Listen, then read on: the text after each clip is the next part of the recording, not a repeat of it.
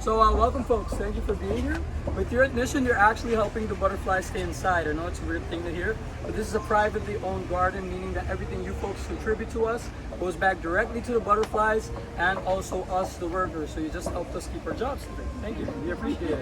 It takes a special kind of someone to pick up caterpillar poop every day, but we're crazy passionate about it. So we love everything we do here at the garden. We love butterflies. So really, thank you. You're doing all of us a favor. Yes? So with that said, we had a farm that existed a few years ago back in St. Martin. This farm has about 24 years of existence, but prior to this one we have one in St. Martin. But due to St. Martin being above the hurricane belt, it constantly kept being destroyed, so we decided to close it down. Because all of the butterflies you see flying around are considered invasive species. They're not native to our island, and if any of them manage to escape, we're gonna have a big problem on our hands. Look, not really, because Aruba is very hot and dry, and they like it hot and humid. So the chances that they survive are low, but we're still not going to take that risk. That's what. So that's why we have an enclosure. We try to basically raise awareness for butterflies. That's all we do here. Just want to make you folks plant flowers at home, make a beautiful garden, and make the butterflies fly out. Yes. With that said, a little tiny egg is what we start with.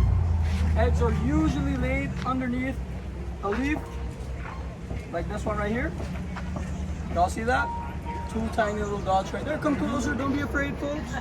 I stink, I just forgot to use my deodorant this morning. Okay. Yeah, so I just hope I don't raise my hands. Yeah. Yeah, so these two little dots right here are two little butterfly eggs, folks. One's bigger than the other, but that doesn't mean anything. Judging by the color, it was freshly laid. It has a fresh, vibrant yellow color right there. And that means it was freshly laid probably yesterday or today. Yeah, so this is the citric plant. The citric plant is home to the swallowtail caterpillar. What I mean by this is every caterpillar has a specific plant that they're gonna eat from, and every butterfly has a specific plant where they're gonna lay their eggs on. So it's not just that random a butterfly can lay an egg on any plant. No, it has to be the specific plant. And this caterpillar right here is the swallowtail. I don't want to. I'm scared of these guys actually, and you're gonna find out why in a reason. So you see that caterpillar right there? You all see? Oh, Yeah. That's a swallowtail caterpillar. Right now, he doesn't look like bird poop, but when they're smaller, I have one right here that does look like bird poop. When they're smaller, they have this bird poop kind of color, dark brown color with white spots on it, to look like bird poop. They go older, they shed their skin, get this green color and two dots on their head to resemble a snake's face. Craziest thing is when you touch them, you see those two red antennas he just secreted? Oh yeah. That cute, just don't smell it. It smells bad, folks. Two red antennas are what we call the scent glands. Two scent glands that he will secrete whenever he feels threatened. So when he feels threatened, he's gonna start swinging his head upside down, up and down, and emitting a foul odor. The bigger they are, the worse they smell. You just put them back in, but I didn't think he smells like anything. I just don't want to get anything on me, folks. I'm not gonna do it again, okay? Yes, perfect. So once I came into the garden with a full stomach, left with an empty one, if you know what I mean. It's not pleasant, folks. It's a very pungent odor. If you want an idea of how it smells, I'll give you a little leaf. They eat from the leaf, which has a sharp smell to it, and they develop their own scent of style, sort of smell inside of their body. They make it sweaty, pungent, and bad. So you wouldn't want to smell any of this, folks. If you do, at your own risk. You're more than welcome. So I think that's how all the tour guys got a little crazy by smelling this guy. It's not a win-win situation. Yes, folks, next up, one of the spikier guys in the garden. See this little guy right here? This is the Heliconia species, folks. The Heliconia species turns into what we call a long-winged butterfly. I'm looking for Jerry. Jerry is one of our paid actors. We pay the butterflies. They fly in whenever we talk about them. If you don't believe me, just give it a second. Jerry's always late. I thought about firing him, but he's the only one that actually flies in my tour. Is that one there? Small orange butterfly? No. It's a small and orange butterfly. Jerry, you're late. Jerry. Okay, no Jerry. I am gonna fire. Is that Jerry? No, no. Close though. Close. Very close. I almost said yes, but I want to be honest with you folks. Yes. So Jerry's gonna turn into what we call a long-winged butterfly. It's a small butterfly with a long wingspan. Counting on you. But yes, that means it's a weird-looking butterfly. It has longer wings than usual. And these are actually, this is Jerry. I told you he wouldn't let me down. See him? That's him. Whenever I talk about him, he starts flying around me. But that's Jerry right there. You see him? A small butterfly with a long wingspan. And these are actually the smartest butterflies we have in the garden. Why? Because they feed better than any other butterflies. You see this little guy right here? He was just on our happy hour bar. Yes, this is what we call the fruit plate. It's the happy hour bar for a reason. These fruits have been sitting out to rot, ferment, and they gather up about 0.5 to 0.3% of alcohol. Yes, butterflies are getting drunk in here. I like to think of this as a butterfly all-inclusive. They get drunk, mate for about 3 days, and after that, it's whatever they want. So, welcome to Aruba, folks. So if you want to drink, just let me know. We have mimosas, banana daiquiris, and pina coladas. Good stuff, good stuff. Yeah, so what I mean by he feeds better than all of these other butterflies is that he doesn't drink alcohol and he doesn't get a sugar rush from the flowers because the nectar and the flowers have a lot of sugar in them. That's why butterflies are all jittery all the time. But he doesn't get a sugar rush. What he does is actually pollinate and drink nectar at the same time, mixing the two together, making a protein milkshake. Perfect for him to stay alive for a very long time. It has the best consistency any butterfly can eat. So basically he gets a whole year of life because of that. On average, butterflies will live for about 1 month or 6 weeks. So from 1 month to 1 year, he's doing something right, right? So this is why I tell you, when you go back home, because now you're in Aruba, it's vacation mode, you can do whatever you like. But when you're back at home, be more like Jerry. Go to the gym, pump some iron, drink your protein milkshake, and live for a year. Sounds like a lot, right? Yeah, you know what I mean. Just Be like Jerry. Yeah, be like Jerry. Thank you. Yes, folks. So that was the Heliconia species. Next up, we have probably one you're all familiar with. If you know the name, come on to say it. Anyone? The plant is milkweed. The caterpillar is a Moth. Monarch. Yes, folks, it's a monarch. Yes? So a monarch, oh, it didn't crack. Yeah, I didn't. Okay, we're all good. My heart would break right here. Yes, folks, so that's a monarch caterpillar right here. He has 2 defense mechanisms on him. And if you look at the color, you're gonna see the first one. Doesn't that look like a warning signal? It's telling you caution, wet floor, hazardous, chemical, something like that. It's like a warning sign, right? And the other defense mechanisms are the 2 heads. See those 2 heads, one in front, one in the back? Oh, Right? yeah. Weird, right? So I'm gonna explain both of them right now. So the colors are basically him telling you that it's poisonous. Yes, this caterpillar doesn't want you to eat it up. You can touch him if you like, poke, but it's not gonna harm you. It harms you only if you eat it. Yes, it eats from a poisonous plant. This is a milkweed. If you get some on your hand, it's a skin rash. Get some in your eyes just like this. Partial blindness, ingest some of it, and it's going to be nausea, vomiting, diarrhea. And if you get a large amount of this liquid, it's partially a heart attack. So avoid this liquid at all costs. When I was a 7-year-old boy, I ate this caterpillar right here. Not this same one, but you know what I mean. I ate a caterpillar. Didn't end too well, folks. It was very, very bad. It was the whole day on the toilet, and after that I got a whooping from my mom. That's because in a Latin household, shirts are important, and I stained my shirt with this liquid. So didn't get one until December either. Yeah. So I never again ate these caterpillars, not because of the color, because I remembered my mom with the chunka. Yes, folks. So basically, that's him right there. Look at the colors. Any caterpillar with vibrant colors such as yellow, orange, or red, they're telling you something. If they have fur on them, don't even look at them. Just walk away, okay?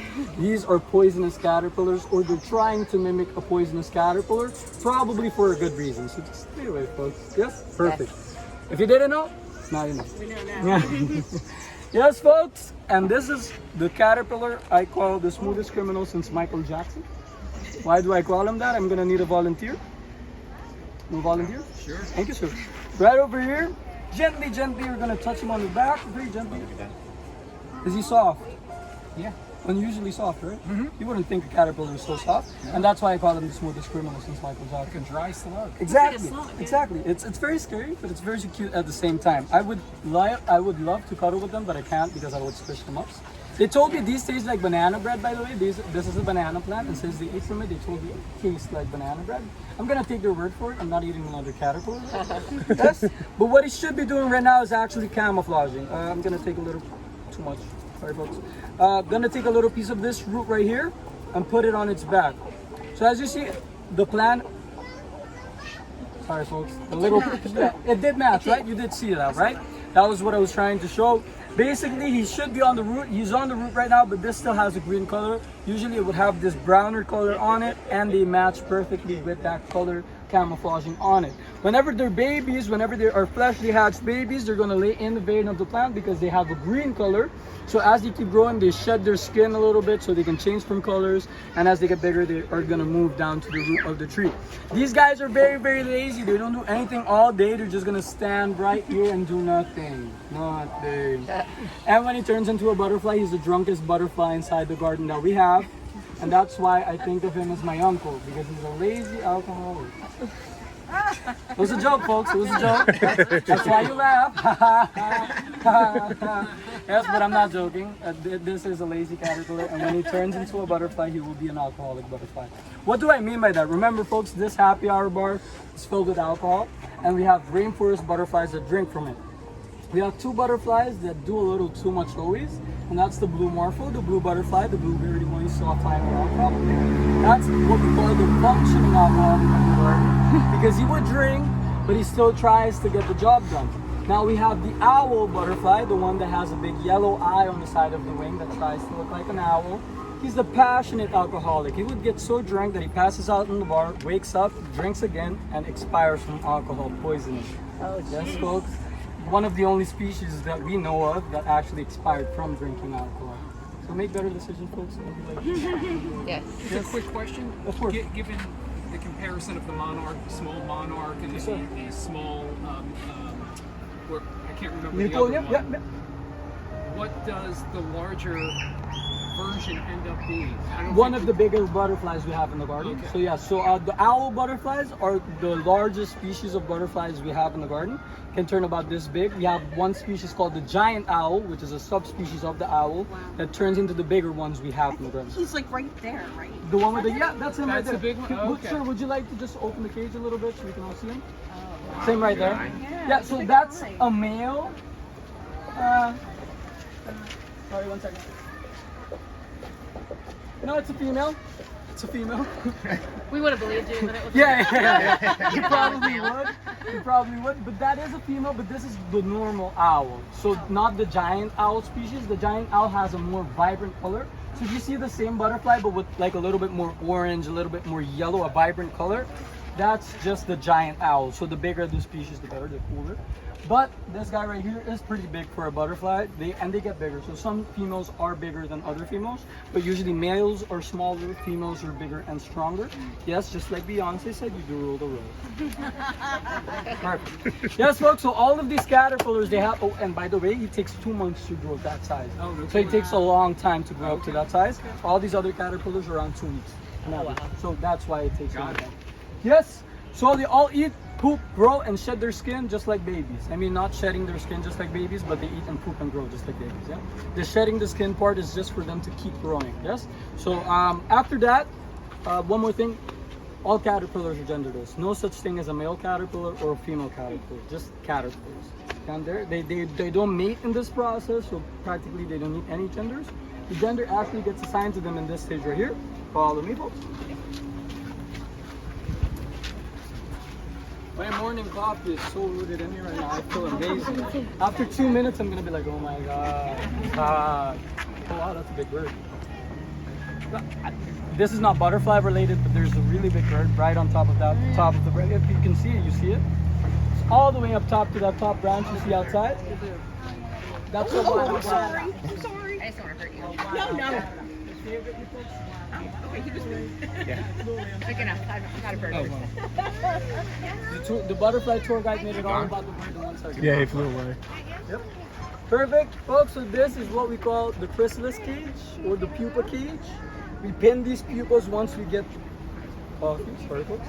Once we get them imported. Yesterday we just got a fresh shipment, and we got most of our South American species yesterday. So we have the morphos. We have a few swallowtails that came in yesterday, but brand new species like chrysalis, great egg flies. I'm saying all these names, but you don't know the butterflies. Sorry, folks. But basically, this is what a butterfly comes out of: a pupa or a chrysalis, not a cocoon, folks. I've made the common misconception of saying a butterfly will hatch from a cocoon. Once I started working here, they were all like looking at me like, no, it doesn't work like that. No. What really happens is a butterfly hatches from a chrysalis or pupa. The chrysalis or pupa is made inside of the caterpillar's body. It sheds its skin for the last time, revealing the chrysalis or pupa. So how does this happen? It basically is gonna hang upside down from the tree. Is feeling good? Yeah, he's just doing something. He ate the milkweed. Uh-oh. No, I'm just kidding. We're okay. We're good. If you need to press it, it's completely No. okay because it gets He's very fine. Yeah, hot. he's just hot. Perfect. So the caterpillar hangs upside down using a piece of silk from the rear end. We actually pinned them through that same piece of silk that they used to hang upside down. So you can see that this was actually made on the inside because it stays with a piece of silk from the rear end. Weird stuff. They hang upside down, start a process we call apoptosis. Apoptosis means programmed cell death, meaning that everything except one thing in the caterpillar's body is going to start to deteriorate, complicated word, and then turn into a green liquid soup, DNA soup basically. The one thing that's going to stay intact is, let me see if I can have some of my little buddies that we just pupated today, if they can give us a little movement. Come on, buddy. Move. They were moving all day, but the second I want to show someone that they move, oh, you saw that? Mm-hmm. Saw that? It moves a little bit. Move. Come on, move. No, he's not gonna do it. I'm gonna find one that is actually gonna move. I don't care if you take it the whole day. You see him moving? This one? That's the wind. Yeah. Yeah. This is an empty one. Oh. Just the No wind. butterflies were harmed in this process, by the way. Got it. It's just empty, and the wind picks it up. Got it. So, yeah.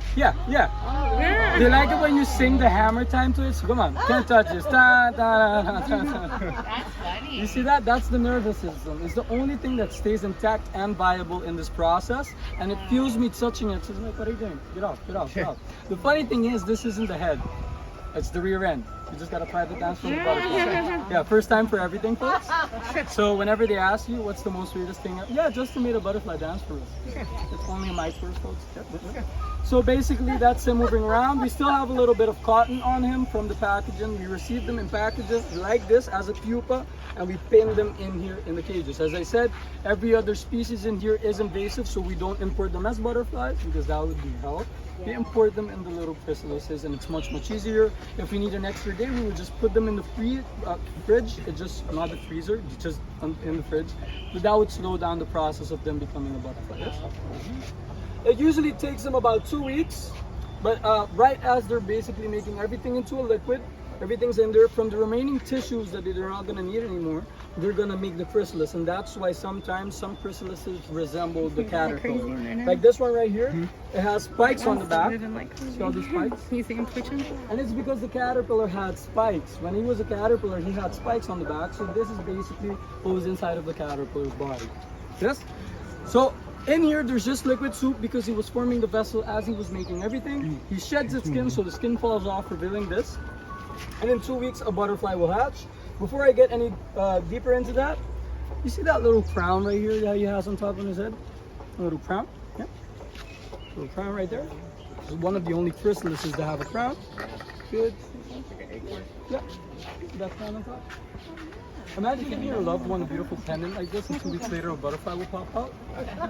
Tried that with my mom one time. I'm joking, folks. No butterflies were hurt. She just hurt you. Yeah. Yes, folks. So yeah, that traumatizing memories. Yeah. So basically, in a kingdom, a king and queen will wear a crown. It's called monarchy. This guy has a little crown. So guess what butterfly will hatch from this little chrysalis? Monarch. The monarch, exactly. So that's why it gets its name, because it's the only chrysalis that actually has a crown on it. So if you didn't know, thank you. Yes, folks. So that's it right there. So in 2 weeks, we're gonna have a little butterfly hatching. The chrysalis becomes very weak, just like paper, and all they have to do is something you're gonna do with me. Wiggle. Come on, everybody. Wiggle. Come on. Wiggle. Thank you, buddy. Yes. Wiggle. Sorry, folks. Happy caterpillar. Yeah, so that means it has to move a little bit around in the chrysalis, and they're gonna start to make a dent. Then it starts to break, and then they hatch. Once they hatch, the first thing they have to do, I'm checking if we have any butterflies inside, is actually hang upside down. Why is he hanging upside down? Because the wings somehow shriveled and folded. There's no space in there for them to be beautiful and open. So they hang upside down and let the wings start hanging by themselves. And that's not enough, so what they have to do is actually pump blood from in the veins that they have on the wings. If you come closer, you can actually see that they have veins in the side of the wings. These little stripes you see right there, stripy, those are veins, yes? And they are pumping those veins filled with blood. So basically, look at my hands, just like the veins we have on our hands. They start pumping them with a fluid that is butterfly blood. It's not red blood like ours, it's butterfly blood. Pump the wings up, and then they let it dry, because when blood gets dry, it coagulates, turning into a hard material, perfect for them to flap their wings up and down. So that's actually how they take flight after a while. You usually give them a little knock. If they don't move, you won't make them move either.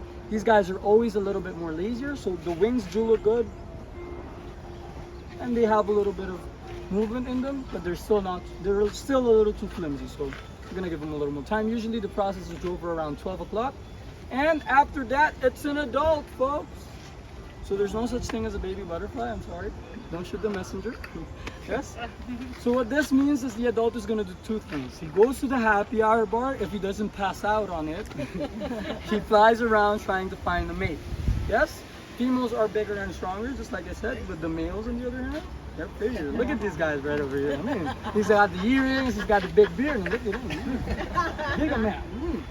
Yes, so females are very selective, right, ladies? Yep. Thank you for being honest, not with me, with yourself. Yes, usually they take a little time to like, I think we are, yeah. No, yes, you are.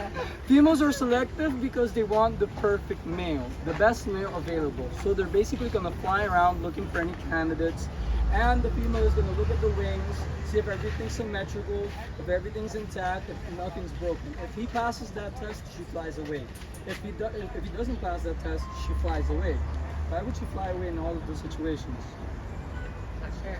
To get dressed up? No, Every day? probably you made him do it. You probably made him do it. Wow, it's like the chase. He's There been you there, go. you've been there, he's been there, I've been there, I'm still there. Yes, folks, I'm a teenager, so it hits harder right here. Okay, so they basically chase. The female is the stronger one, so it makes the male chase it, and that's the male's first thing to sing, right? Just female.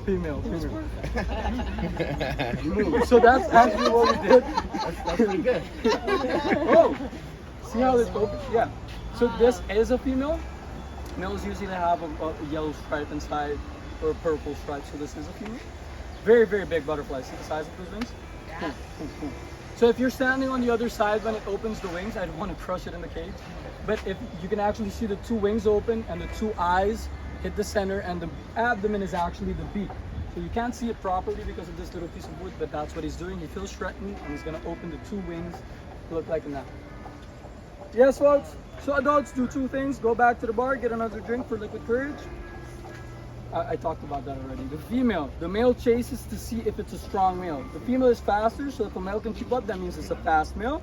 They both follow each other for a minute. If the female lands down to the ground, it means she's attracted. If she's attracted, she's gonna tell the man, hey, it's your chance to impress me, so do your thing. She flies up in the air slowly but gently, and the male hits circles around the female butterfly. If the female gets attracted, it's happening over there. See those two butterflies hitting circles around each other? Right over here, folks. Oh yeah. Oh, yeah. Don't film it. They're not getting paid. I'm joking. If you got the joke, you got the joke. Thank you. Fist bump. Okay, thank you. Yes, so they're doing the courting dance. Oh boy. Okay. Folks, this is Yeah, keep it I clean got for the it. kids. I got it. This is really where I say, okay, stop filming. Yeah. You don't condone. Do they ever cross mate? Great question. If they're the same subspecies, for example, an owl with a giant owl, so same species, different subspecies, yes, they can crossmate and they will make something that we call a mule. So Okay. it won't be fertile. It's gonna make one butterfly, this one species, but they won't be able to mate with themselves, and they won't be able to make more of those butterflies. So it's for one time. And you can have big butterflies with small butterflies that are not the same species at all. It's fun, folks. They get to have fun too. How do they mate? Abdomen to abdomen. So the abdomen is the lower part inside of the wing. When basically they do the circles, the female lands down to the ground, exposes the abdomen by putting it upside of her head, Okay. and the male attaches with its two reproductive parts that act like clamps. Yes? So they Okay. clamp onto the reproductive parts. So they're doing it as well. See that little chase going on top? Yeah. They just detach. I'm sorry, folks. Oh, by the way, if you see those two big things we have hanging on top of the mesh, those are moths, by the way. Oh. Yes, those are the biggest moths on planet Earth. They're both Atlas moths. They're both female, or I think one is male and the other one is female. If that's the case, we're gonna have a big caterpillar in a few months. Yeah. How often can... Go, no, no, go. And you go. So my question is, now that we have a different, we've got caterpillar, I'm sorry, we've got butterflies, we have moths. Yeah, Is the moth part of a cocoon? that's the thing. Pre-process, yes. So sorry, I didn't explain this. She's got a good question too. Hit it. This is a cocoon, and inside of a cocoon there's a chrysalis. A chrysalis for a moth, but the purpose of the cocoon is basically for an added layer of protection. They take such a long time in here, about 13 months, 9 months, 13 months. So it needs to be very, very hard. I'm not gonna let you feel this one because it's a little weak, but this one, okay, guys, I know we're all strong, masculine, but be gentle, please. Keep it a little. Don't break it. Yeah, no. Don't break it. Gotcha. Yes. Oh, it's hard. It's Okay. very, very hard. Yeah. Give it a little squeeze. Interesting. Watch out, watch out. I'm scared for him. I'm scared for him. Yeah. Yes. See that? It's very, very hard. It's pure silk. The caterpillar makes it by himself. He weaves it. And it's just to protect himself. So he basically does it while he's still in there using a little piece of a leaf. Sometimes they look like leaves. So this is what happened. He finds a nice little leaf, starts weaving silk on the back, down the sides, and then the front, and he encloses himself in there and he pupates himself. They stay in here because they need that added protection. So that's all it is. Moths are nocturnal creatures, that's why they're not flying right now. They can't close their wings, none of the moths. They all have their wings open. That's a good way to tell a moth from a butterfly. A butterfly will close their wings, moths won't. And I don't like moths. So yeah. I like butterflies, I don't like moths. The thing is, these guys, they have tarantula paws, and whenever they land on you, you will feel it because they have such a big abdomen. It's gonna pinch at you. It's scary stuff. And they have this white liquid they secrete from the abdomen whenever they feel threatened. So it irritates your skin if you scare them, but you didn't want to scare them. So, I wouldn't work here at night, not even if they paid me double. I'm sorry. Those things flying around. Whenever the caterpillar chews, so the big caterpillar grows about this big, by the way. Something like this, from here to here. Wow. Very, very big, very, very thick. Oh, yeah. Yeah, it is. And you can hear them chew whenever you're walking around the garden. Oh, wow. Scary stuff, scary stuff. So I'm not doing that, folks. Keeping my sanity intact. I hear you. So how often do they mate? Moths? No, butterflies. Every day. Every day.